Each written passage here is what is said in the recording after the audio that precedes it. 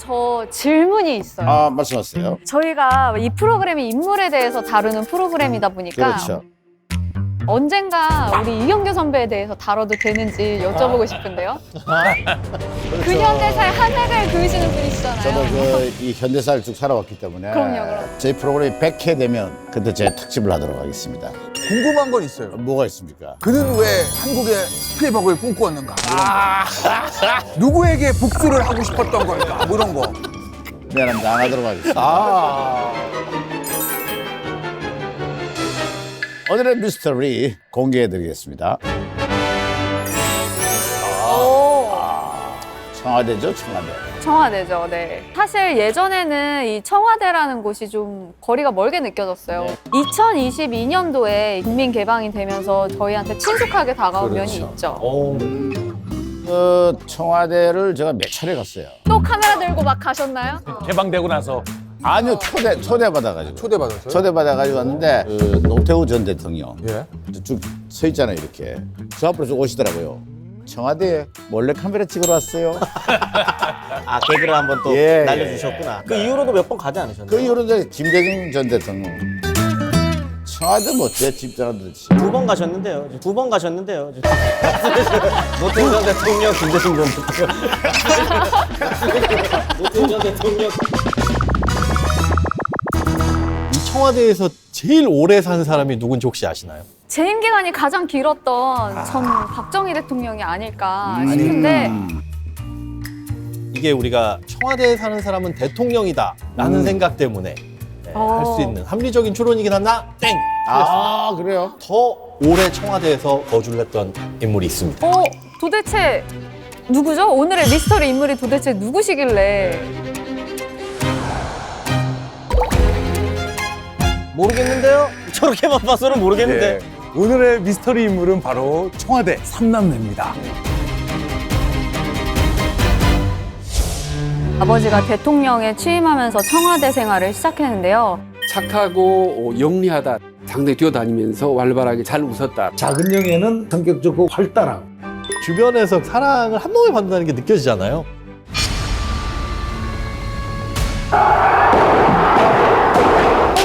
생중계로 나간 거예요? 이거 얼마나 충격적이에요. 지금도 미스터리한 사건이에요, 이게. 네? 오, 정확하지 않습니다.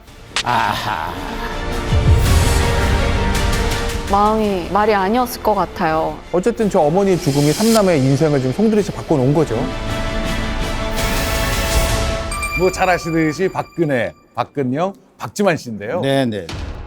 1979년 11.6 사건이 일어난 후에 박정희 전 대통령이 서거하고 9일간의 국상을 치르지 않았습니까? 네네.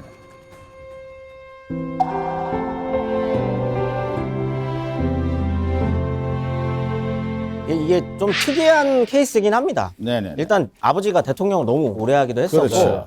그러다 보니까 세 사람은 어렸을 때부터 청소년기 성년이 돼서까지 네네.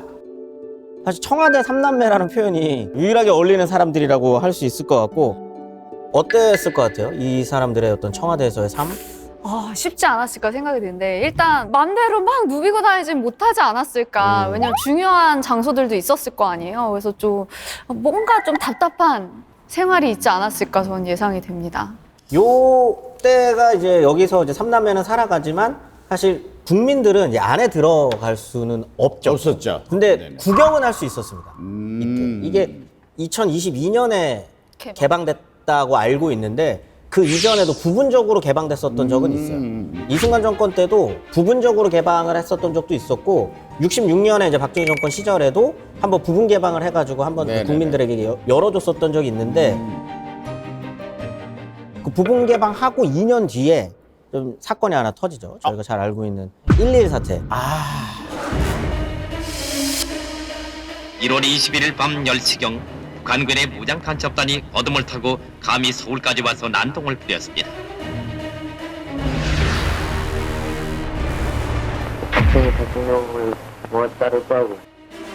그때부터 이제 청와대 부분 개방도 네네. 이제 전면 금지가 되고 안에 이제 구경하는 것도 안 되는 그런 식으로 변화가 됩니다. 자, 그럼요. 오늘은 권력 안에서 자란 청와대 삼남매에 대해서 저희가 얘기를 나눠볼 텐데요.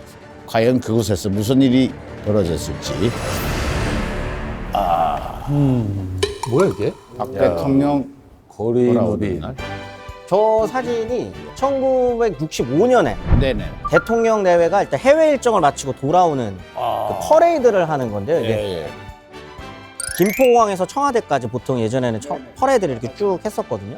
그런데 이제 이때 엄청나게 수많은 인파들이 모입니다.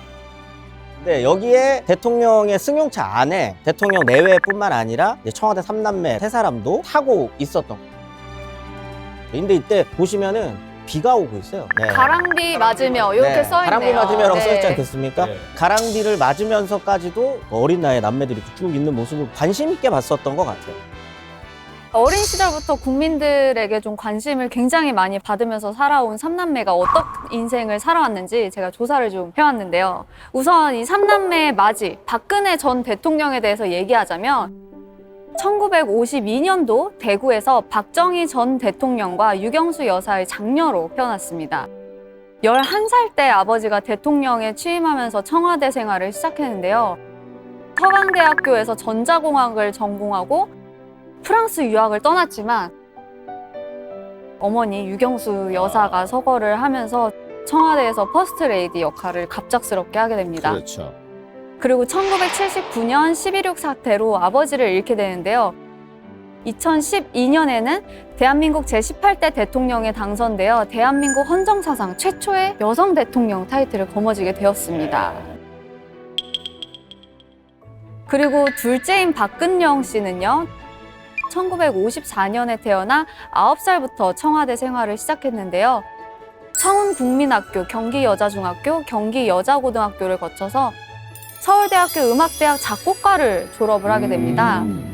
그 1982년도 금속기업 장남 류청과 결혼 후 하지만 2008년에는 14살 연하의 신동욱을 만나 결혼, 그 해 정계 진출에도 도전을 하게 되죠. 정말 파란만장합니다. 네네. 이제 막내 네네. 박지만 씨에 대해서는 제가 좀 연이 있거든요. 그래요? 네. 어떤 연이 있는지는 잠시 뒤에 말씀을 드리고 네, 설명을 드리겠습니다.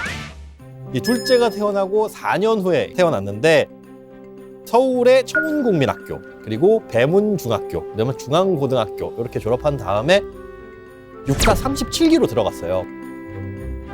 이 육사 생도 시절에 유경수 여사가 사망을 하면서 그때부터 이제 방황이 시작됐다고 하는데 그러다가 이제 1991년에는 돌연 사업가로 변화하면서 2004년에는 서향희 변호사와 결혼해서 지금 아들을 무려 4명이나 사남을 두고 있습니다. 삼남의 인생이 정말 이 파란만장하지 않습니까? 그렇죠. 그러니까 부모님의 죽음 자체가 자식들 입장에서는 당연히 비극적이었다 그렇죠. 보니까 굉장히 일단 삶이 순탄한 삶은 아니었었던 거죠. 네.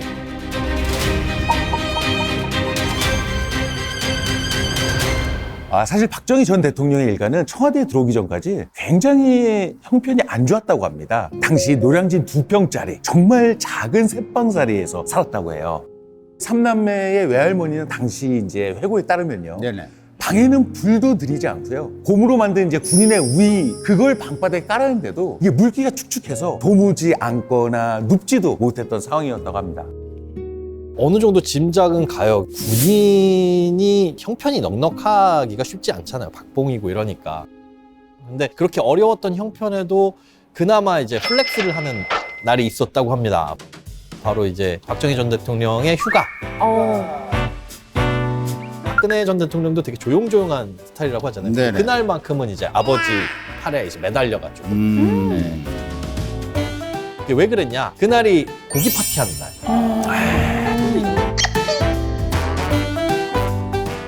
당시에 이렇지 않은 집은 없어요. 일단 기본적으로 서울에 살고 있는 80% 인구가 네. 무허가 판자촌 살던 때 그러다 보니까 저런 삶이 그렇게 당연. 특별히 어려운 삶은 아닙니다. 근데 또 하나 우리가 또 봐야 되는 게 박정희 전 대통령은 이 시기에 이제 전쟁이 터지기 직전까지는 군인이 아니에요. 무급 군무원이었다가 전쟁이 난 다음에 다시 복귀해서 이제 막 군인 생활을 하던 때였기 때문에 조금 더 가난하다고 느껴질 수는 있지만 당시 대한민국 국민들은 거의 대부분 사실 저 생활을 하고 있었다. 박정희 전 대통령과 유경수 여사는 당시 기준으로 따지면 네네. 굉장히 늦은 나이에 첫 아이가 생기게 된 겁니다. 아하. 그래서 특히 아버지인 박정희는 퇴근하고 돌아오면 아기 박근혜를 씻기는 일로 하루의 피로를 풀었다고 하네요. 그냥 평소 근엄하기 짝이 없던 바로 박정희가 딸 앞에서는 그냥 무장해제된다는. 네. 이경규 씨 같은 경우에도 딸 예림 씨 우리 어렸을 딸이요? 때, 예, 예. 어렸을 때 그 놀이를 많이 해줬어요. 여기서 거짓말 하시면 안 아니. 병원놀이. 병원놀이를 하셨다고요? 예를 들어 옆에서 주사 놔주고 뭐 이렇게 하고 네. 그냥 사실 그냥 주무신 거네요, 그러면. 중환자실 놀이를 많이 했어요. 그런데 우리가 오늘 얘기하는 게 청와대 3남매인데 형제가 저게 다가 아니에요. 그래요? 박근혜 전 대통령이 첫째가 아닙니다. 이게 어떤 사진이냐면 가운데가 박지만 씨, 그다음에 오른쪽에 서영애 변호사, 왼쪽이 박근혜 전 대통령이고 그다음에 서영애 변호사 옆이 이제 박근영 씨. 근데 한 사람이 더 있어. 이쪽에. 왼쪽에. 장모님 아니에요? 장모님 아니에요? 아니구나. 장모님이 아니랍니다. 저분이 저 3남매의 배다른 누나, 배다른 언니인 거예요.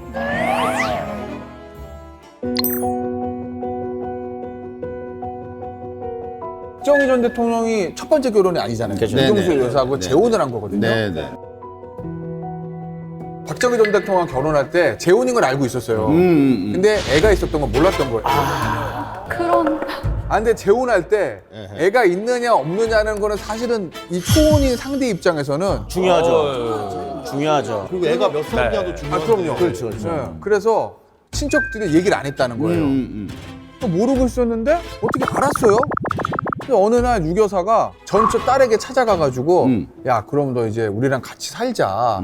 그래서 박지옥 씨를 데리고 왔답니다. 저렇게 또 결혼식 날 가족 사진도 같이 찍을 정도면은 사이가 그렇게 나쁘진 않았나 봐요. 네. 아버지가 이제 대통령이 돼서 가족 모두가 네네. 청와대에 이제 들어가게 되지 않습니까? 네네.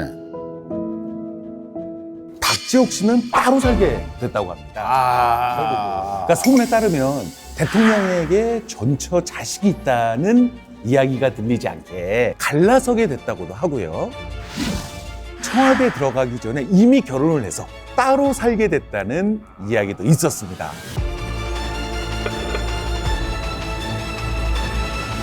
삼남매가 청와대에 들어와서 제일 놀란 게 아마 그 집이었을 거예요. 집 자체가 청와대라는 집이 워낙 크니까 우와. 당시에 저 정도의 정원을 가진 집이 몇 집이 있겠어요. 우리나라에. 없죠. 저 정도 정원을 가진 사람이 오해하시면 안 되는 게 저거 집이라고 표현하면 안 됩니다. 저기는 집무실이에요. 근데 아이들 입장에서는 굉장히 신기했을 것 같아요. 눈 깜빡하니까 우리 집이 갑자기 이제 청와대가 집이잖아요. 네. 얼마나 신기하겠어요. 그러니까 박지만 씨 나중에 어디서 얘기하는 거 보니까 본인이 가자마자 제일 놀란 게 저 마당. 야, 숨바꼭질하면 못 찾겠다. 못 찾는 거예요, 정말. 하루 다 간다고 봐야죠. 저기서 숨바꼭질하면. 이 삼남매가 청와대 살면서 힘든 점은 없었나요? 많았겠죠. 일단 친구도 못 데려올 거고. 어렸을 그걸 때는 못 하는구나. 생각하면 우리 집에 친구가 놀러 오면 그냥 와가지고 현우야 놀자 이래가지고 뭐 안 돼 못 놀아 이런 거 절대 안 되잖아요. 야. 뿐만 아니라 이제 생활 일과까지도 완벽하게 달라졌습니다. 하루 일과가 하루 일과. 이렇게 예. 하루 일과. 자, 우선 기상 시간부터 달라집니다. 네네네. 아침 6시에 기상을 합니다. 여기서부터 힘들다. 군인인데요, 군인. 그다음에 이 아버지 박정희와 막내 아들 박지만은 애견 방울이를 데리고 산책을 합니다.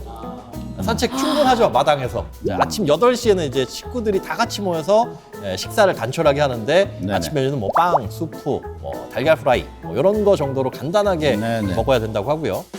아침 식사 이후에 그러면 이제 오후 6시까지는 가족들 각자 생활 보내다가 저녁 7시면 또 온 가족이 모두 모여서 엄마 아빠 얼굴 그리기 대회, 둘째 딸의 피아노 연주 감상. 제 딸내미가 올해 초등학교를 들어가는데 제 딸내미 생활계획표 그대로 박아놔도 똑같아요. 계획을 저렇게 해놨다고 진짜 저렇게 네네. 살았느냐? 저 초등학교 때 생활계획표 한번 갖고 와봐라. 그러면 위인전기에 나올 만한 계획표를 다들 갖고 있잖아요.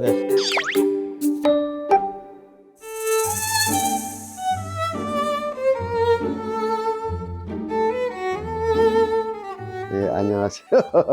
저는 한식 포럼의 조리장, 고문을 청와대 맡고 있고요. 조리장님이시네. 66년부터 청와대에 갔어요. 그러니까 한 20대 초반인 것 같아요. 그것도 우리나라가 그때 어려웠지 않아요. 박정희 대통령은 일식 오찬 위에를 못 올리게 해요. 김치, 양념 이 정도 빼놓고 나머지는 5가지 이상이 올리면 난리가 나요. 박근혜 대통령도 이제 학교 가실 때 도시락을 싸야 되지, 학교 가려면.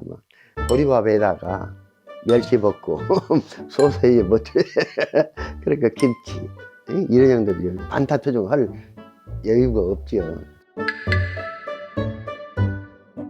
그때는 또 아주 과일이 좀 바나나 굉장히 귀했어요. 아, 바나나 엄청 귀했죠. 갈병이 잘 되져야 돼요. 한 송이 들어오면은 오래 보관을 못 해줘요. 맨 마지막에는 2개나 3개나 남으면 그 서로 싸웠다는 소리도 더 많이 먹게 되고. 그것도 청와대 안에도 매점이 하나 있어요. 개인이 하는 매점이 하나 있는데 밖에 근무하신 분들은 야간 근무할 때 먹으라고 사탕을 팔거든요.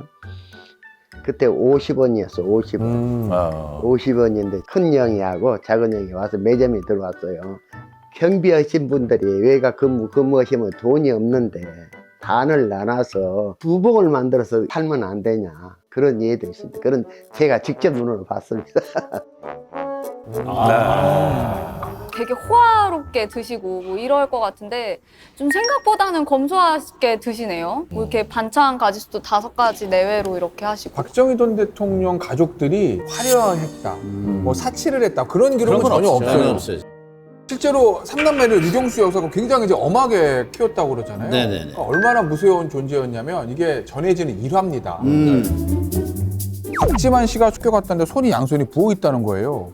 양손이 보여요. 네, 어머니가 물어봤을 거 아니에요. 너 뭐냐? 그랬더니 학교에서 숙제를 안 해가지고 선생님한테 맞았다는 거예요. 손바닥을. 그런데 유경수 여사가 딱 듣고 나서 전화를 했다는 거예요, 학교에.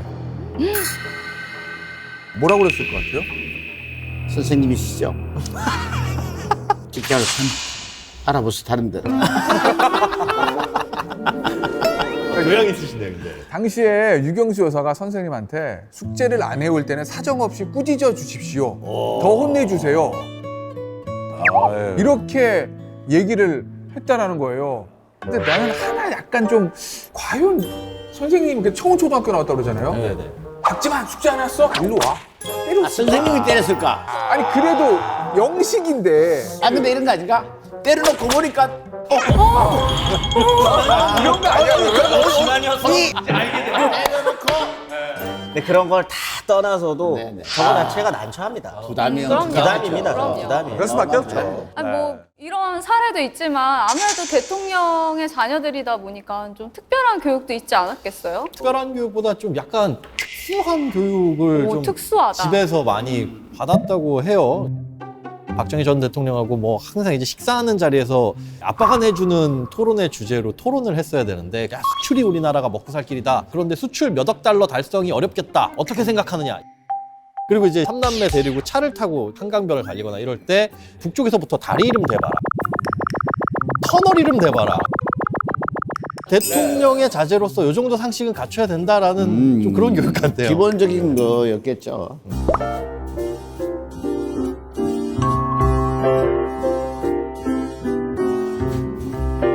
청와대에 있을 때 외국어를 과외를 받았다.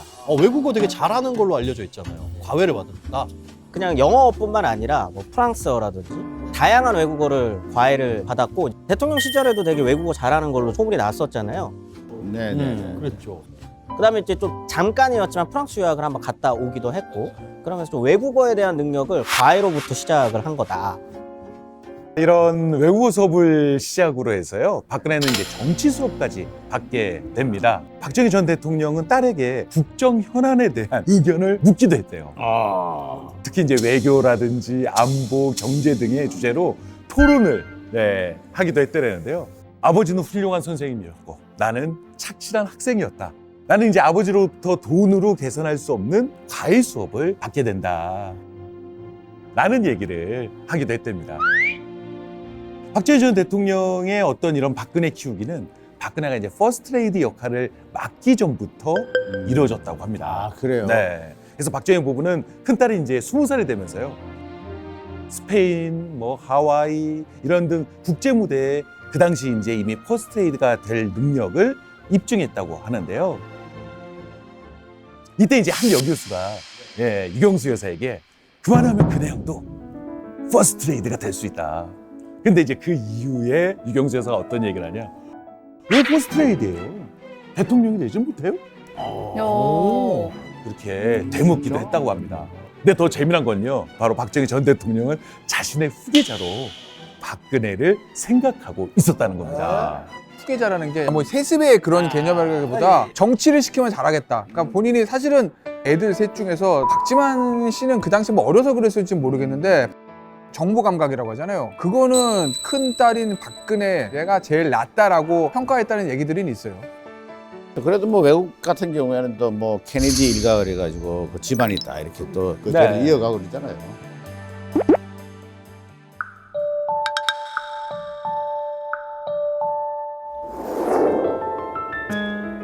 K장요. 좀 박근혜 전 대통령의 학창 시절을 어떻게 보냈을지 머릿속 지도를 한번 구현을 해봤는데요. K 장녀가 가장 크고 그 다음에 127? 127이 뭐야? 127 뭐죠?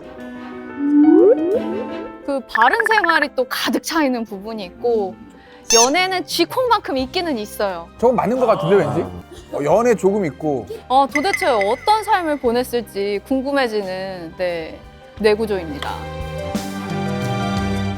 안녕하세요. 네, 저는 박 대통령 그 자녀들 주치의를 한 사람입니다. 네, 그 큰형에는 상당히 이 의식 수준이라든가 이런 모든 면에서 세련돼 있었어요. 어머니 같은 언니가 느껴졌고 그 유교사님의 그 영향을 많이 받지 않았나. 부드러우면서도 품위가 있고 품위가 있으면서도 요령 있게 간단하게 설명하면서 상대를 편안하게 해주는 소위 배려감이 상당히 깊었다. 명절 때 같은 데라든가 이렇게 되면은 꼭 선물을 이렇게 전달해주고 갔는데 꼭 치수도 잘 맞고 이렇게 해서 깜짝 놀랐어요. 아마 이제 주위에 있는 경호관이라든가 이런 사람들이 아니면 병원장이 대충 사이즈를 갖다 정해주니까 그래서 그랬을 거라고 생각하지만 그건 보통 성이 아니거든요. 그래서 그때 그 선물들 옷 같은 거는 다 뭐 없어졌지만 그 지갑이라든가 뭐 그런 거 몇 개는 지금도 남아 있어요. 치료실에 이렇게 들어오면은 이렇게 핸드백을 갖고 오잖아요. 그렇친가요? 이만한 거, 이 손 지갑 그걸 또 들고 오는데 꼭 그 한 자리에다 가지런히 자기가 갖다 놔요. 그리고 진료를 하는데 세월이 오래 가도 그것이 변치 않더라고요. 그 지갑이. 근데 지갑이 보니까 많이 달았어요. 이렇게 옆에 깃털 같은 게 쓰고 그러지 않습니까? 털 같은 게 이렇게 달아가지고. 그래서 이거는 참 그런 어떤 검소하는 검약하는 걸 많이 배운 모양이구나. 체화돼 있구나. 그런 걸 느꼈죠. 자세히 보셨네. 첫째 딸 박근혜 씨를 이제 한마디로 표현하라고 하면 굉장히 모범적인 삶을 살았었던 엄친딸 같은 이미지였던 것 같아요. 약간 맏딸이 그런 것들 많잖아요. 그리고 어머니가 어쨌든 좀 중간에 일찍 돌아가셨으니까 좀 큰 딸이고 어머니가 안 계시니까 그런 게 생길 수밖에 없죠. 저희 얘기 정리하면 딱 K장녀예요. 네. 사진을 하나 같이 보시겠습니까? 이게 뭐죠? 생활 기록부인가요? 와 진짜 오랜만에 본다 이거. 와 1등이네요. 초등학교 때뿐만 아니라 이제 중학교 때까지도 보면은 다 1등을 했었다고 해요. 가족 쭉 있고 기타 상황에 부 대통령. 야 철철 넘치네요. 느낌이 철철 넘쳐. 가운데 게 봐요. 초등학교였거든요. 왼쪽이 아버지 직업이 군인이야. 중학교예요. 아버지 군무원 이렇게 돼 있어요. 그렇구나. 67년 고등학교. 그때는 이제 직업이 아버지가 대통령이었잖아요. 이거 중학교 때부터 대통령인데 그때 이제 기타 상황에 보면 기타 상황에 네, 부 대통령. 왜냐하면 입학했을 때 직업에 대통령이었으면 대통령 이렇게 썼을 텐데 입학할 때는 저 군무원. 때는 아니었다가 네. 기타 상황에 야 부가 대통령이 됐어 하고 중간에 그냥 써 넣으신 거지. 야, 근데 뭐 정말 역사가 써 있네요, 그죠? 아, 주소 청와대. 저기 이제 종로구 세종로 주소 1번지. 청와대. 야. 그 지능 127이면 굉장히 높은 거 아닙니까? 아까 그게 그럼 IQ네요. 127이 머리- 이제 네, IQ. 이 공부뿐만 아니라 또 태도 면에서도 우수했던 것 같은데요. 국민학교 생활기록부에는 이 성실하고 겸손하며 말이 부드럽고 친절하다. 그리고 또 고등학교에는 근면 성실하고 책임감이 강하며 반장의 임무를 잘 수행했음. 뭐 칭찬이 수두룩하게 써 있었다고 하는데요. 뭐 머릿속에도 아까 보셨지만 바른 생활이라는 단어가 완전 잠식을 하고 있잖아요. 그러니까 사실 초등학교에서 중학교로 올라가면서요, 갑자기 차분해졌다고 합니다. 청와대 들어가면서 어머니인 유경수 여사가 자녀들의 언행에도 각별히 신경 썼기 때문이라고 합니다. 뭐 어머니 된 입장에서는 사실은 대통령의 딸이니까 어디 가서 언행 조심하고 그래야 된다고 계속 교육은 당연히 했을 것 같아요. 그러니까 뭐 이 생활지도 기록부에도 바른 생활 뭐 이런 말들이 많이 나오잖아요. 근데 이 어머니 입장에서 유경수 여사 입장에서는 그 첫째 딸 박근혜 씨에 대해서 유독 걱정했다라는 부분이 있는데 바로 이제 신중함을 걱정했다고 합니다. 그 일화가 있는 게 이 박근혜 씨가 반장을 할 때 학급 대표로 빗자루 이걸 사오라고 심부름을 시켰대요. 근데 남대문 시장 가가지고 손에다 돈을 꼭 쥐고 빗자루를 못 고르고 있었다는. 왜 그랬을까라고 생각을 해보면 당시 이제 고등학교 선생님도 부모님이 유명한 분이니까 그 일거수일투족을 다 지켜보고 있을 것이고 뭐든지 잘해야 된다라는 강박, 책임감 이런 게 어려서부터 짓눌려 있는 느낌을 많이 받은 것 같아서 안쓰럽다라고 뭐 고등학교 때 선생님이 그렇게 표현을 하기도 했었습니다.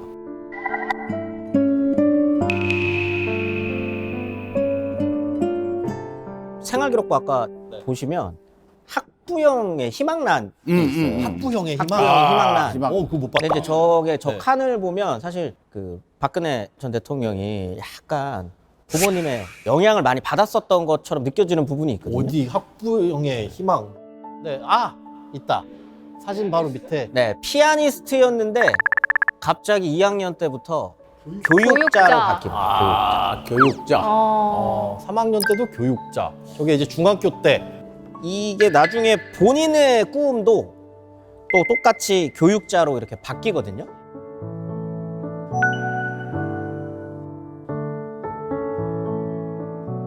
사랑니 뽑은 거 상당히 기억이 나는데 어머님이 서가시고 난 다음에 그렇게 하는데 그냥 사랑니를 편히 이렇게 이제 마취하고 뽑았는데 뭐 저 딴에는 마치 자신 있게 다 했다고 생각하고 뽑았는데 좀 아프다고 하더라고요. 약간 아프다고 나오는데 그냥 뽑았어요. 하여튼 거기서 중도에 뭐 끝날 수도 없고 해가지고 이제 그대로 했는데 땀을 얼마나 흘렸겠습니까? 그 아픈 표정을 느꼈을 때. 영예를 아프게 했을 때.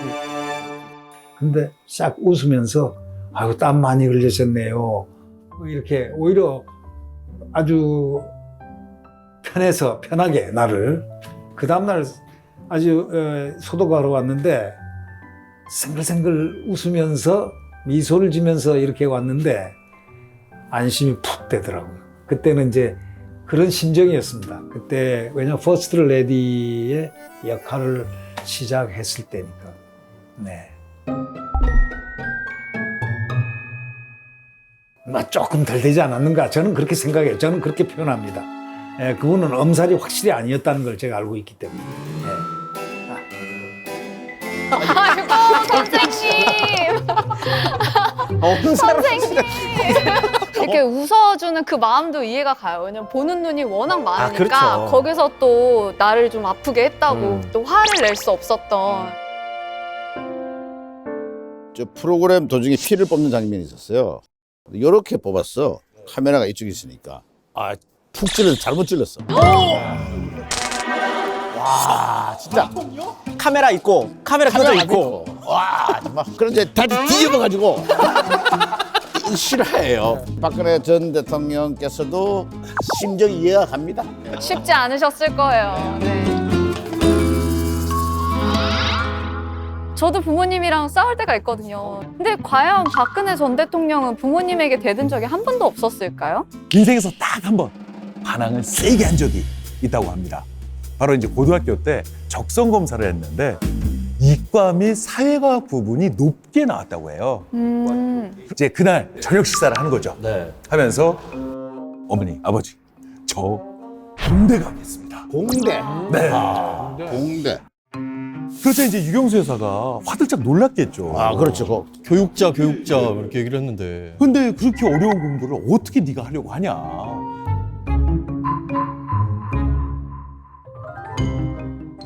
박근혜는 처음으로 어머니의 말을 거역한 거고 자신의 적성을 살려 공대로 끝내는 공대. 진학을 하게 됩니다. 아, 공대. 대한민국 헌정사에서 대통령 아이들, 영식이나 영애가 최초로 대학을 간 거예요. 공대에 여자가 거의 없죠. 그렇죠. 지금도 흔하지 않은데 저 때 서강대 전정학과에 여자 몇 명 있었겠어요. 홍일점이라고. 그렇죠. 거기다가 현직 대통령 딸이야. 관심은 집중될 수밖에 없고 본인이 이제 운신의 폭이 좁은 거예요. 가뜩이나 성격도 좀 내성적인 사람인데. 그럼 공대에서 홍일점이었던 이 박근혜 전 대통령의 머릿속에 아주 작지만 그 콩알만한 연애라는 점이 있었거든요. 근데 공대에서 홍일점이면 뭔가 캠퍼스 커플 한번 했을 법도 한데 그렇잖아요. 네. 일단 이 연애에 대해서 너무 둔한 것 같아요. 어렸을 때부터 청와대에서 살았으니까 이 친구 간의 이런 자연스러운 교류나 뭐 이런 것들이 부족할 수밖에 없잖아. 학교에서는 있을 수 있는데. 근데 대학교를 딱 들어갔어요. 1학년이 됐어요. 한 남학생이 대통령 딸인지 모르고 이제 관심이 가니까 언제 한번 빵 먹으러 가자. 빵 먹으러. 빵집 한번 가자. 이때는 빵집 가는 게 또 빵집이 하얀 우유에 소보로빵. 그걸 몇 번을 이제 데이트 신청한 거죠. 빵집 가자. 근데 이게 연애 쪽으로 어느 정도 감이 있고 눈치가 있었으면 그게 데이트 신청이라고 생각하고 뭐 받아들이거나 거절을 했을 텐데 이걸 모르고 왜 이러나 해서 그냥 집에 가서 그때 이제 얘기를 한 거죠. 아빠한테. 아, 학교에 갔는데 다 좋은데 뭐 자꾸 빵 먹자는 남학생이 있다. 자, 잡혀가나요? 그럼 그 다음날 남산으로 끌려가나요? 중요한 거. 자, 오늘 얘기했어요. 바로 그 다음날 어떻게 됐을까요? 중정부장이 나서지 않나요? 네, 남산으로. 아니면 뭐 제이 때? 빵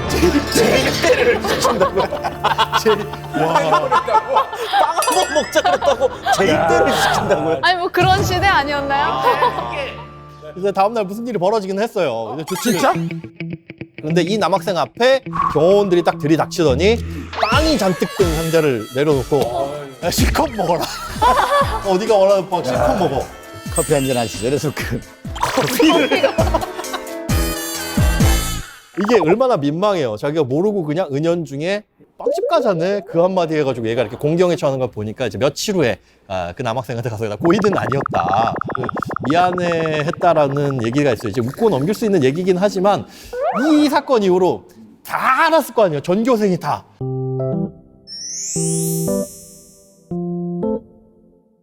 박근혜 전 대통령께서 제 프로그램 나와가지고 한번 얘기를 나눈 적이 있는데 첫사랑에 대해서 언뜻 말한 적이 있었어요.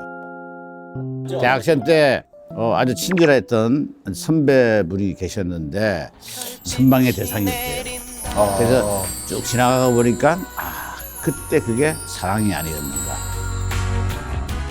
그냥 겉에서 본 박근혜 전 대통령의 스타일이나 아까 그 빵 일화를 비춰보면 대시 못했을 것 같은데? 아 그렇죠. 가서 소문 이미 났을 텐데. 얘기했다가 또 경호원들이 그 다음날 가서 네 아버지 뭐 하시노? 이러면서 이렇게 난리 나는 거거든.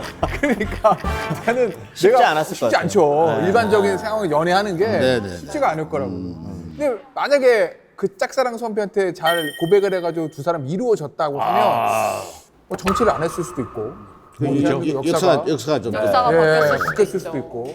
근데 박근혜 전 대통령한테도 스캔들이 있었다. 아, 그래요? 뭔 스캔들? 아니, 그 허경영 씨가.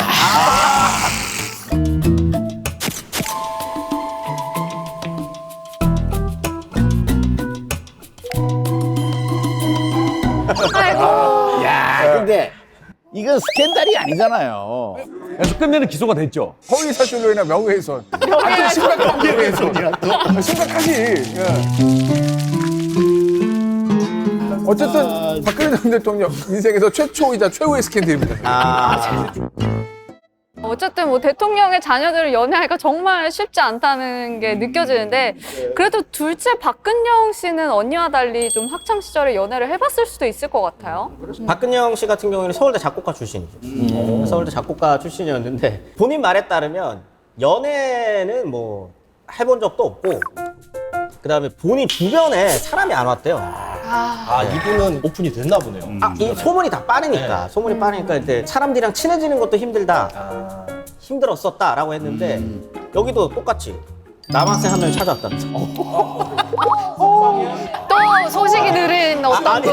아니 이거는 알고. 알고 왔어요 이번에는. 그 남자분이 이제 피아노 전공이셨대요. 나 이제 앞으로 외국 가서 공부도 해야 되고 하는데 군대 좀 빼주세요. 군대 좀 빼주세요. 저 당시에 이거 저 당시에 군대는 군사 정권인데 근데 이거를 박근영 씨가 아버지한테 얘기했대요. 그 다음날 끌려갈 것 같은데 군대. 최전방으로 바로 끌려가. 그런 얘기를 안 하고 딸을 혼냈답니다. 나한테 얘기하지도 말고 부탁도 받지 마라 라고 했다. 그 다음에는 부탁을 안 들어주니까 이제 더 이상은 친구들이 더 접근을 안 하고 슬프다 그거 좀. 그래도 현재 박근영 씨는 14살 연하 남편과 결혼해서요. 네, 잘 살고 있다고 합니다.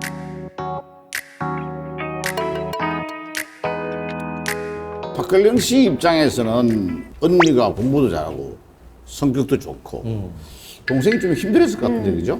학창 시절은 어땠을지 궁금합니다. 역시 뭐 둘째다 보니까 가운데 끼어 있잖아요. 이 샌드위치 신세가 그 샌드위치야. 비중이 가장 크고요. 뭐 위아래로 아무래도 좀 치이는 면이 있었겠죠.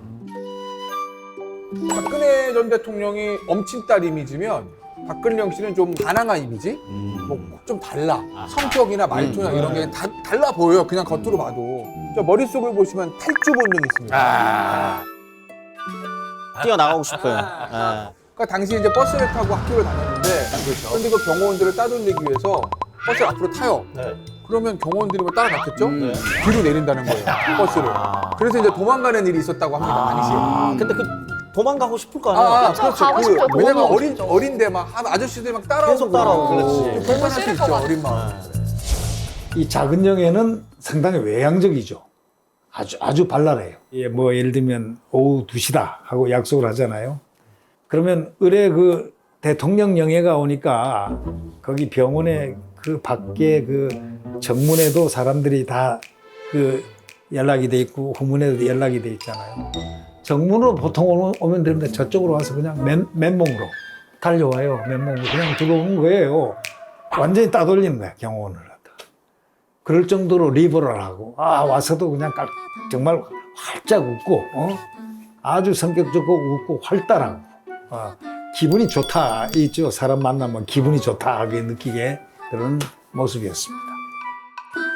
둘째 영애님은 근영이는 좀 자유분방하다 그럴까 좀 자기 마음대로 해서 좀 아버지한테 혼난 적도 많고 그런 것 같아요.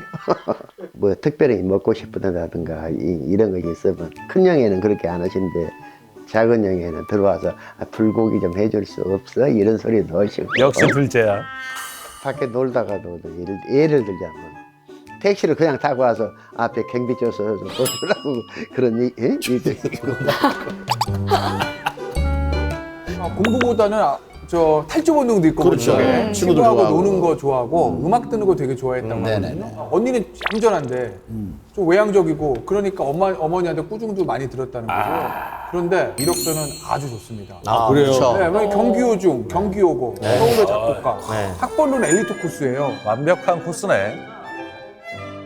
근데 알려지기로는 뭐 큰딸 네. 박근혜 전 대통령도 공부를 잘한다 뭐 이렇게 알려졌는데 네. 둘째 딸이 뭐 경기호 중 경기호고 서울대 작곡가 들어가니까 소문이 당시 어떻게 났냐면 부결로 들어갔다. 쉽게 얘기하면 추가 입학 소문이 이런 소문이 나니까 나 제대로 시험 봐서 들어갔다고 그렇게 본인이 해명을 하기도 했다고 해요. 박근혜 전 대통령은 과외하지 않았겠죠. 본인도 과외를 했을 것이고, 그러니까 이제 당연히 공부 학업 성적은 좋을 수밖에 없었겠죠. 아니 근데 뭐 과외를 받던지 뭐 벼락치기를 하던지 어쨌든 공부를 열심히 하고 똑똑해야지 그럼요. 가능한 거잖아요. 그럼요.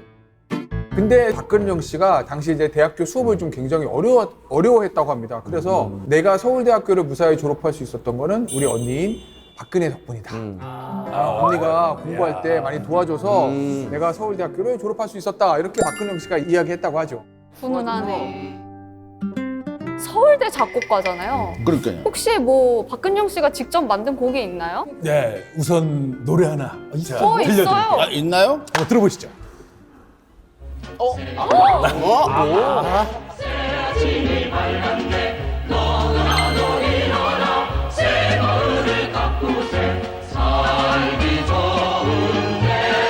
근데 이게 대한뉴스 같은 거 나올 때 배경음악으로 나오고. 네, 맞아요. 이게 새마을 노래가 최고의 히트곡인데.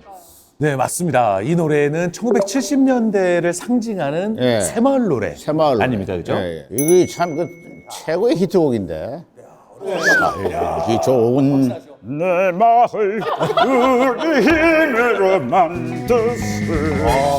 그냥 우리 아빠 온 줄 알았어요. 강남부 스타일로 저기 저거 박정희 작사 작곡인데? 근데 실제로 그러면은 예. 둘째 딸이 작곡했다는 건가? 네, 맞습니다. 이 노래는 작사, 작곡에 보면 박정희 전 대통령이라고 네, 나와 네. 있습니다. 음악교사였던 박정희 전 대통령이요. 음률이 막 떠오를 때마다 녹음도 하고 적어두고 했었나 봐요. 그래서 어느 날 둘째 딸을 부른 겁니다. 야, 콩나물 대가리 좀 그려봐라. 그래서 그 자리에서 바로 박근영이 아버지의 음률을 듣고 악보를 이제 그리기 시작했던 거죠. 그럼 이게 따님이 좀 도와준 거네요, 그죠? 그렇죠. 노래를 만들 때? 지금으로 따지면 저작권료는 반반씩 해도 됩니다. 아, 그러니까. 근데 그 박근영 씨는 삼남매 중에서 별로 이렇게 주목은 좀 못 받은 것 같아요, 그죠? 전형적으로 둘째 이제 서름을 당한 케이스라고 볼 수 있는데요. 박근혜는 퍼스트레이디 역할을 하면서 주목을 많이 받지 않았습니까? 네. 막내이자 유일한 아들이었던 박지만은 말썽을 많이 피워서 언론의 주목을 많이 받게 됐죠. 본인은 이도저도 아닌 신세가 돼버렸는데 박근영 씨의 동창은 이제 이런 말을 했답니다. 초등학교 시절에 은영이와 공주놀이를 하다 보면 항상 친구를 공주 역할을 시켰대요. 바로 이제 스포트라이트를 받는 걸 자체를 싫어했었고요. 평소 얼굴이 알려지는 것도 싫어했어요. 사진을 찍을 때마다 항상 뒤에 있거나 아니면 이렇게 측면으로 돌리거나 앞에 나서서 하려는 어떤 포즈를 취하진 않았다고 합니다.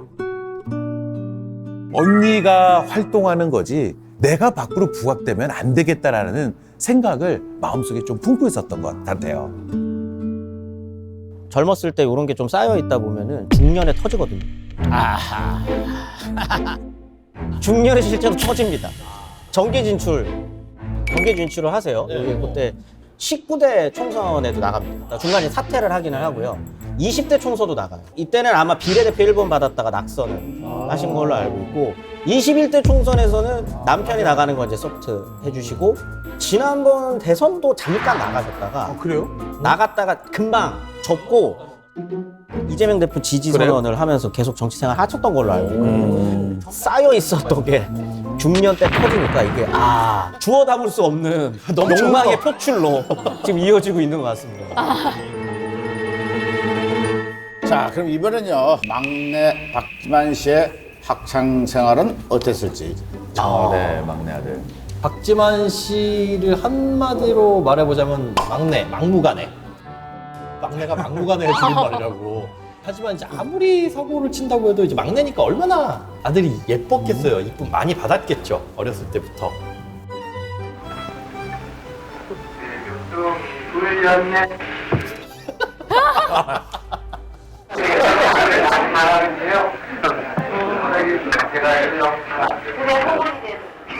훈남이네요. 지금 표지도 괜찮아.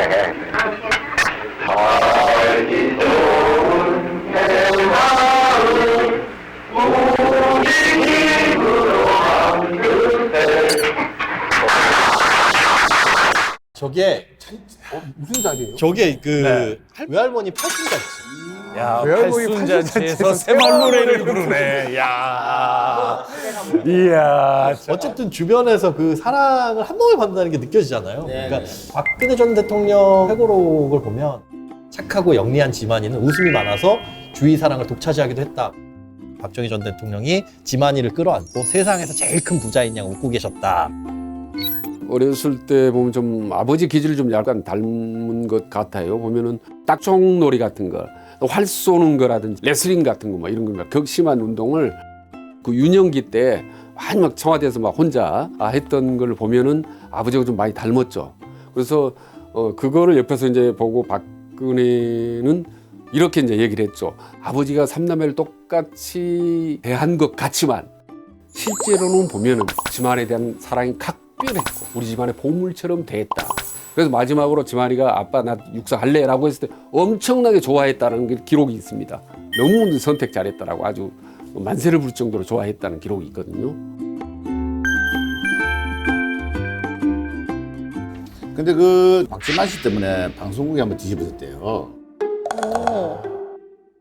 그 당시에 영시의 다이어리라는 프로그램이 있었다는 거예요. 근데 편지가 왔어요. 보낸 사람 박지만, 주소 세종로 1번지. 내용 아버지 당선 축하합니다. 와, 세종로 1번지. 아버지 대통령 당선 축하합니다.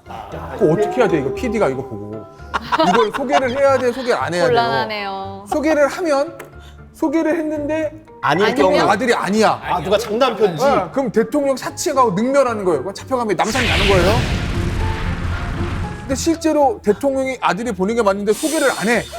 그래도 잡혀가는 거예요, 남산으로. 어떻게 하냐? 그러면은 당시에 만약에 이 영시의 다이어리 PD라면 이걸 틀었을 것 같으세요? 안 틀었을 것 같으세요? 정말. 이럴 때 인생 걸고 배팅 한번 해보는 겁니다.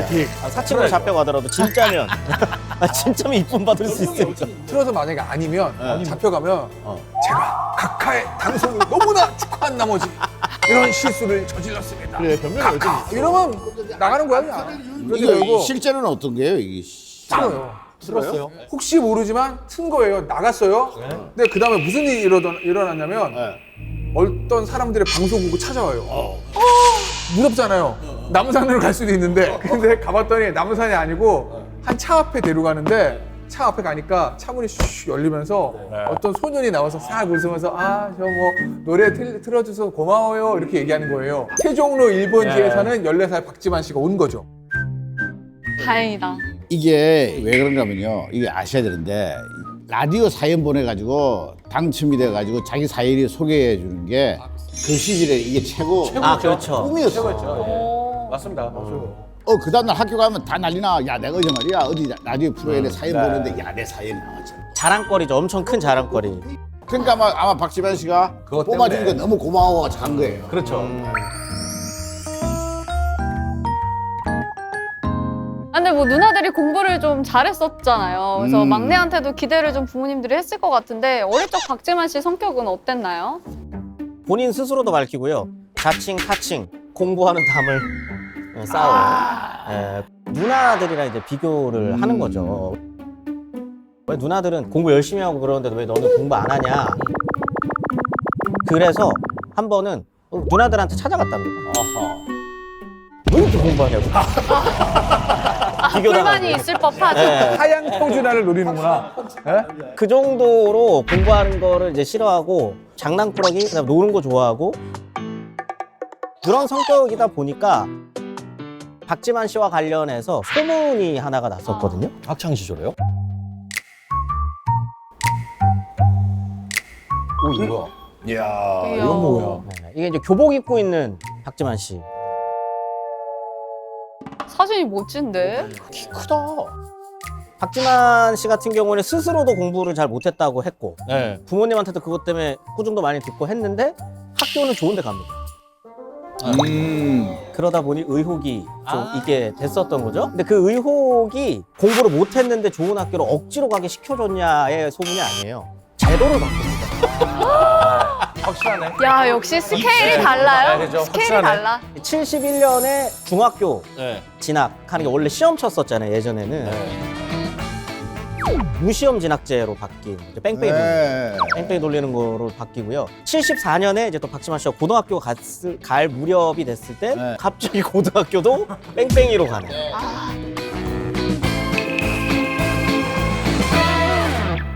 근데 사실 저도 혜택을 받았어요. 박지만 씨 덕분에. 아, 그래요?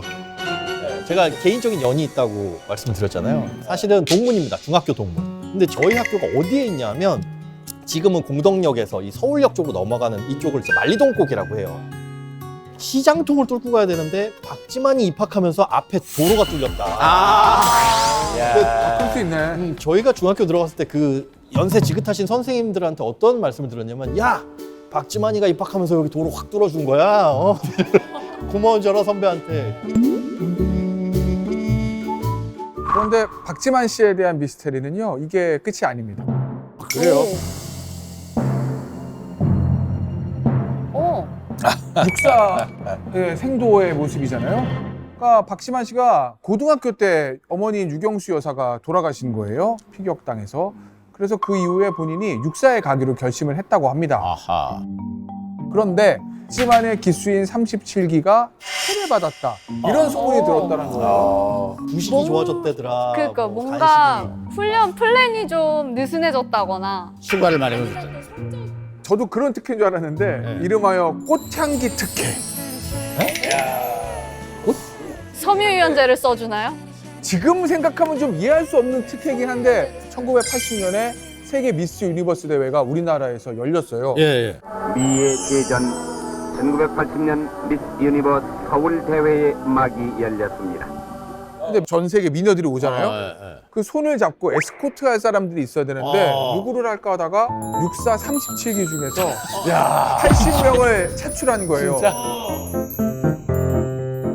하필이면 네, 하필이면 특혜 받은 거 아니냐. 왜냐면 학교도 나와가지고 미스 USA, 미스 재팬 손잡고 돌아다니니까 이게 특혜를 받은 거 아니냐. 이런 이야기. 그래서 이름하여 꽃향기 특혜.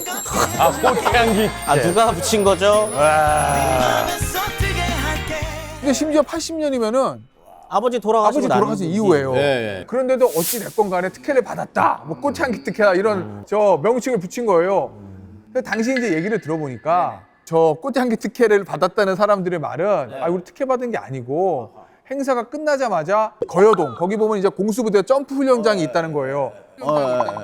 돌아가서 철모 쓰고 공수 훈련을 받았다 우리는. 그러니까 전혀 특혜 받은 거 아니다. 뭐 이렇게 얘기를 했다는 거고 오히려 동기 중에 박지만 씨가 있기 때문에 같은 동기생이라는 이유로 오히려 자기들은 역차별을 받았다. 얼차려를 많이 받았다. 별것도 아닌데 우리만 선배들한테 괴롭힘을 당했다. 뭐 이런 얘기들도 있더라고요.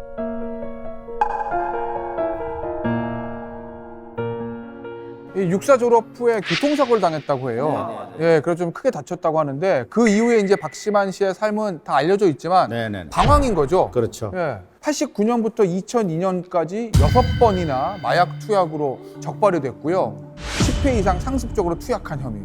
근데 저 2002년이면요. 누나인 박근혜 전 대통령이 국회의원 하고 있을 때예요. 공인의 가족인 거예요. 그러니까 전직 대통령의 아들뿐만 아니라 현직 국회의원의 동생인데 6번째로 구속이 된 거죠.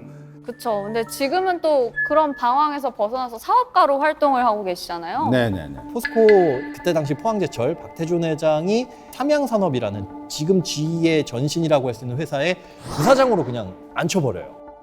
그리고 그 다음 해에는 바로 대표이사가 돼버립니다. 초고속 승지죠. 그러니까 이때 당시 대표이사가 되면서 대주주가 되거든요. 지분을 왕창 취득해서. 근데 대주주가 되려면 주식을 많이 사야 되잖아요. 그 돈을 누가 빌려줬냐? 김우중 회장이. 당시에 9억 원을 빌려주면서 대주주가 되는. 갑자기 이 시점으로 기업인으로 바뀌게 되는 그런 참 미스터리한 일이 일어나게 됩니다.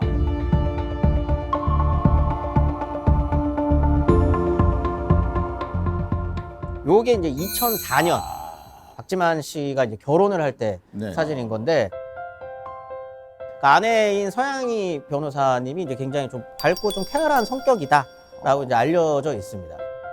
네, 지인의 소개로 만나서 2달 만에 결혼을 했고 본인 생각에는 아내가 평범한 가정 출신이라 좋았다라고 이제 이야기를 하고요.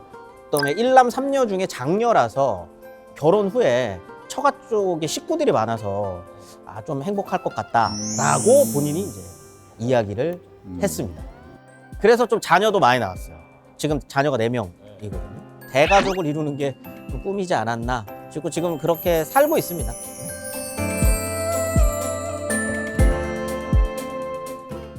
자, 박지만 씨의 그 방황에 불씨가 된 게 바로 뭐 어머님의 죽음이라는 얘기는 뭐 많이 알려져 있는 얘기잖아요, 그죠?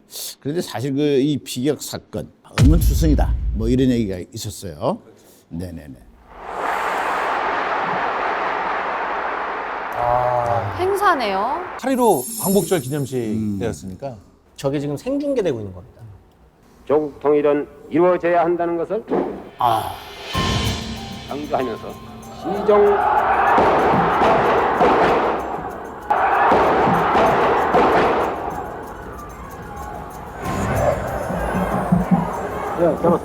사모님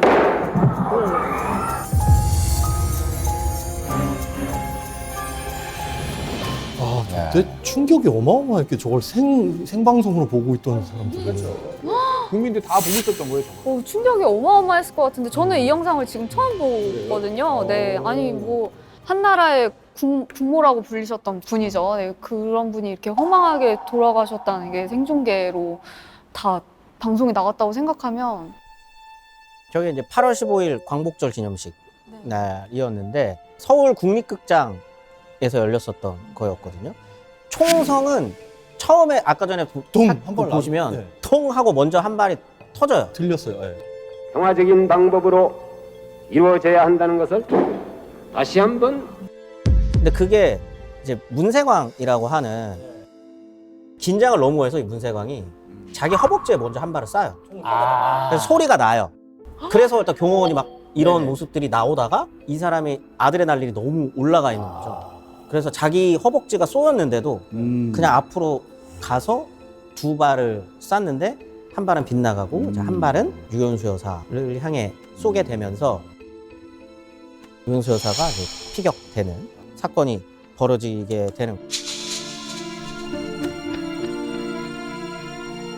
원래 이 문세광이 쏘려고 했었던 사람은 유경수 여사가 아닙니다. 박정희 전 대통령이었기 때문에 이 사건은 그래서 보통 그냥 박정희 전 대통령 암살 미수 사건이라고 보통 부르거든요. 근데 이게 지금도 미스터리한 사건이에요, 이게. 누가 쐈는지도 정확하지 않습니다. 다리 쏘신 그분은 그러니까 문세광이 쐈다고 하는데 이게 조사 결과들이나 이런 것들을 보면은 이 문세광이 쏜 총이 아닐 수도 있다라는 얘기도 있어요. 그러니까 경호를 하다가 경호원이 쏜 총에 맞았다라는 얘기까지도 있었어요. 지금 각도 보면 이제 박정희 대통령이 있던 자리와 네. 유경수 여사가 앉아있던 자리는 상당히 거리가 좀 먼데. 네. 그다음에 또 왜 쐈느냐 이것도 되게 중요한 거거든요. 근데 이제 제일 중요하죠. 여러 가지 설이 있었습니다. 북한의 사주 네. 설이 있었고 다양한 해석들이 있었습니다만 사실 역사학에서 이 이야기를 그렇게까지 막 심도 있게 다루지는 않아요.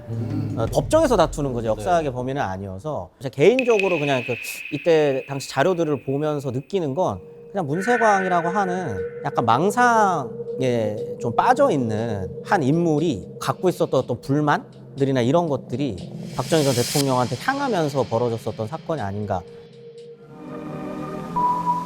8월 19일 대통령 영부인 고 유경수 여사의 국민장이 엄수되었습니다. 박 대통령은 영원히 떠나는 고인과의 작별을 아쉬워했습니다.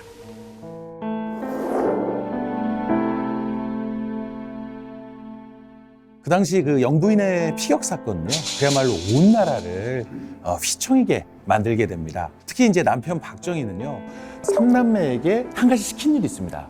뭐든 좋으니까 어머니에 대한 추억을 생각날 때마다 한번 적어봐라. 그래서 박정희 전 대통령은 그 추억 노트를 두고두고 보면서요, 아내를 늘상 생각을 했다고 합니다. 네, 돌아가신 후에 이 3남매도 참 마음이 말이 아니었을 것 같아요. 성식과 전문의 김종호입니다. 굉장히 놀랬고 상실감이 컸을 거라고 봐요. 특히 이 삼남매 같은 경우는 일반 사람들의 감정하고 좀 다른 감정을 갖고 있었을 거거든요. 그런 큰일을 당하게 되면 여러 가지 심리적인 반응이 나오거든요. 분노도 나오고, 그 상황을 못 받아들이기도 하고, 우울에 빠지기도 하고, 어떻게든지 이걸 갖다가 바꾸기 위해서 다른 여러 가지 방법을 쓴다는 게 있는데, 감정을 내놓지 않았을 거예요. 네, 그 삼남매가 다. 어떻게 보면은 어른스럽다고 볼 수도 있고, 어떻게 보면은 좀 애처로울 수도 있는 그런 상태의 마음들이 아니었을까. 첫째 딸의 특징은 인간이 갖고 있는 보편적인 감정에 대한 거를 굉장히 절제하고 본인이 거의 무의식 상태에서도 그걸 조절할 정도였으니까 얼마나 힘들었을까.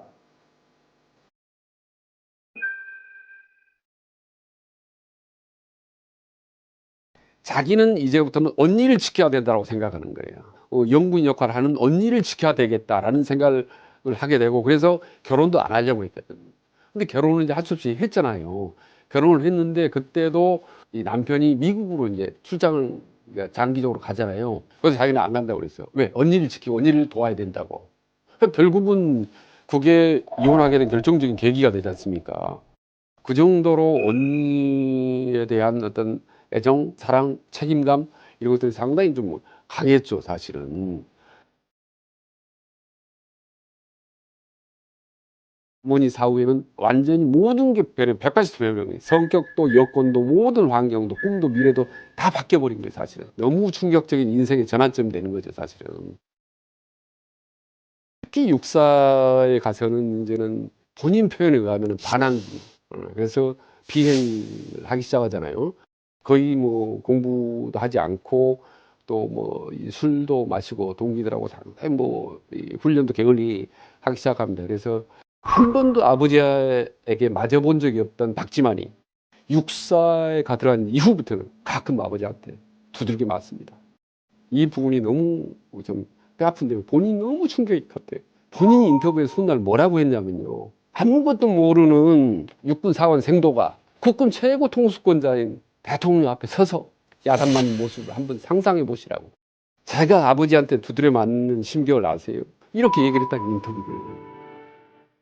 뭐 이렇게 어머니를 잃은 슬픔이 삼남매에게 큰 영향은 당연히 끼쳤을 것 같고요. 그런데 박근혜 전 대통령은 어머니가 피격되던 당시에 한국에 안 계셨다고 하던데요. 네. 그때 잠깐 프랑스에 이제 유학 나가 있었던 시절이 있다 그랬잖아요. 하필이면 그때였습니다. 근데 그때 당시에는 이제 한국으로 돌아와라라는 연락을 받고 들어오는데 자세한 내용은 못 들었고, 귀국해가지고 왔는데 그때는 신문을 가판대다 놓고 이렇게 판매를 했거든요. 거기 신문 1면에 어머니 사진이 붙어있고 여기에 암살이라는, 이거 얼마나 충격적이에요. 누가 우리 가족 중에 한 명이 사고로 사망을 해도 충격을 지울 수가 없는데, 당시에 그걸 딱 보는 순간 본인이 이제 회고하기엔 날카로운 칼이 심장 깊숙이 들어와서 꽂히는 그런 통증이 몰려왔다. 그 고통은 뭐 누구든 인간이라면 느낄 수 있는 고통일 것 같아요. 둘째 박근명 씨가 선글라스를 많이 껴요. 근데 이게 본인이 어머니 죽음에 충격을 받고 나서 갑상선 항진증을 좀 알았다고 합니다. 그러니까 눈이 좀 튀어나오고 안 좋아졌다는 거예요. 그래서 이제 그것 때문에 그때부터 선글라스를 좀 끼고 다녔다는 거고, 그게 이제 오늘날까지 그렇게 된 건데, 결국 막내 박지만 씨도 그 이후에 이제 마약전까지 생기고 많이 방황을 했잖아요. 어쨌든 저 어머니 죽음이 삼남의 인생을 좀 송두리째 바꿔놓은 거죠. 앞서 뭐 이제 정신과 전문의 인터뷰도 나왔지만, 전문가들 소견에 따르면 박근혜 전 대통령 같은 경우에는 어떤 고통? 이걸 극복하는 방식이 뭐 놀랍다, 이례적이다, 이상하다라고 얘기도 한다고 해요. 어머니가 아버지를 향한 총탄에 희생이 된 거잖아요. 이게 뭐 말할 수 없는 트라우마가 당연히 됐을 것인데, 정신적으로 그렇게 큰 혼란을 겪으면서도 표현할 수 없다는 거는 상당히 문제적인 부분이다. 그런데 그 상황에서 이제 퍼스트레이디 역할을 했어야 되잖아요. 전문가들이 보기에도 대단히 독특한 극복 방식이었다. 언제부터 퍼스트레이디 역할을 하게 된 겁니까? 이제 갑자기 귀국을 하고 어머니 서거 소식을 알게 된 박근혜는요, 유경수 여사의 장례 6일 만에 어머니의 자리를 대신해야 했습니다. 영부인배 쟁탈 어머니 배구대회에 참석하면서 퍼스트레이디 역할을 시작하게 되는데요. 어머니를 떠나보낸 마음의 정리도 되기 전이었습니다. 한승연 씨는 어땠을 것 같습니다? 딱 걱정이 많이 될 것 같고 주변에서 보기에도 굉장히 불안해 보이지 않았을까 좀 그런 생각이 드네요. 네, 사실 그 당시에 김옥길 이화여대 총장은요, 박근혜에게 제안을 하죠. 퍼스트레이디 역할은 다른 사람이 해도 된다. 외국으로 다시 공부하러 나가라. 근데 이제 박근혜는 불같이 화를 냈답니다. 아니 무슨 말을 하냐. 나라와 국민을 두고 외국을 가라는 게 말이 되냐. 퍼스트레이디라는 자리가 얼마나 중요한지 모르시냐고 하면서 환한 얼굴로 인사도 안 하고 나가버리게 됐답니다. 그만큼 이제 박근혜는 어린 나이임에도 불구하고요, 책임감을 갖고 퍼스트레이디 역할을 해나가려고 노력을 했던 하나의 또 일화라고 볼 수 있습니다.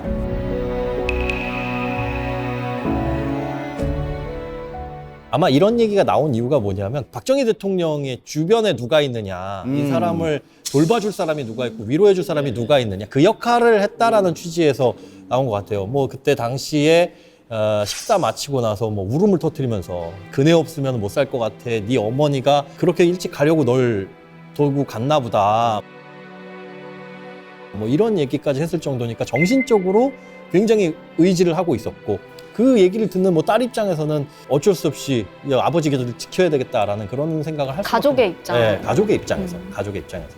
근데 그 퍼스트 레이디 역할을 할 때 그 박근혜 전 대통령 하면 근해 카트 회담이 떠오르지 않습니까? 당시에 이제 지미 카터 미국 대통령 내외가 방한을 했어요. 근데 당시 이제 이슈가 주한미군 철수 문제가 있어가지고 굉장히 분위기가 안 좋았거든요. 당시에 이제 박근혜 전 대통령이 영부인의 로잘린 여사를 찾아가서 단 몇 마디로 설득에 성공했다고 합니다. 카터 대통령이 조깅을 좋아하시잖아요.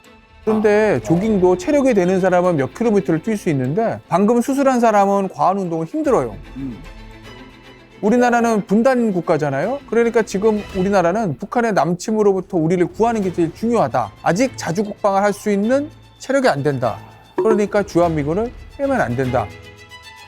이렇게 로잘린 여사를 얘기를 해서 좀 설득을 했다는 거고, 미국 국무부 기밀 자료를 보면 당시 이제 한미 정상회담을 마치고 미국에 돌아간 로잘린 여사가 당시 퍼스트 레이디는 박근혜를 평가한 기록이 있다고 해요. 거기 뭐라고 되어 있냐면, 박근혜는 경험과 함께 자신의 역할에 달인이 되고 있다. 국가 정책의 주요 이슈들에 직접을 관여하고 있고, 전자공학 분야의 학력은 기술적인 문제들의 안목을 제공해 준다. 그러니까 사실 이런 외교 업적뿐만이 아니라요, 퍼스트레이디 박근혜가 긍정적인 평가를 받는 또 다른 이유가 하나 있습니다. 1979년 10월 새벽에 박근혜는 아버지 박정희 대통령의 피격 소식을 전해 듣게 되는데요. 그 소식을 듣자마자 박근혜가 가장 먼저 한 행동이 바로 전방은요. 전방 안보는 어떻냐. 바로 국가 태세에 대한 질문을 한 것인데요. 방금 아버지의 총격 사망 소식을 들은 딸이라고는 사실 믿겨지지가 않는 얘기가 아닐까라는 생각이 들고요. 어찌됐든지 간에 성공후사의 면모를 갖췄다며 좋은 평가를 받기도 했습니다. 하지만 그런 성공후사적인 모습 뒤에는요, 그날 밤이 어떻게 흘렀는지 자신도 모르겠다. 기록할 만큼 많은 충격을 받았다고 하는 게 사실입니다.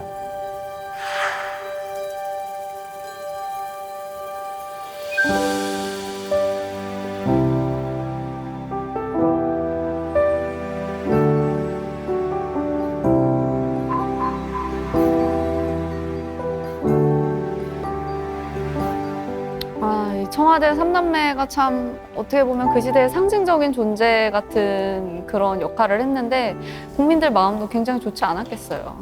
청와대를 나오고 나서도 풍파가 계속 이어집니다. 각자 인생들도 굉장히 풍파가 심했었고, 과거의 삼남매를 이제 걱정해줬었던 분들이 있잖아요. 이제 그런 국민들 같은 경우에는 다시 예전에 그 화목했던 청와대, 그 화목했던 청와대에서 어떤 삼남매, 그들을 좀 그리워하지 않나. 자, 오늘은 그 청와대 삼남매에 대해서 제가 얘기를 나눠봤는데요. 여러분들은 유신 시대를 직접 겪어왔던 국민들이 이 청와대 삼남매를 그리워하는 그 이유는 어디 있다고 생각하십니까? 일단은 이게 희극과 비극이 공존하는 거거든요. 대통령의 가족들, 네, 거기서 네. 어릴 때부터 성인이 될 때까지 오래 살았어요. 예를 들면 영국 국민들이 왕실을 보는 것처럼 우리가 모르는 전혀 다른 세계를 사는 사람들을 보는 건데 또 결국은 굉장히 비극적이잖아요. 엄마 그렇죠. 아버지가 다 네, 풍탄에.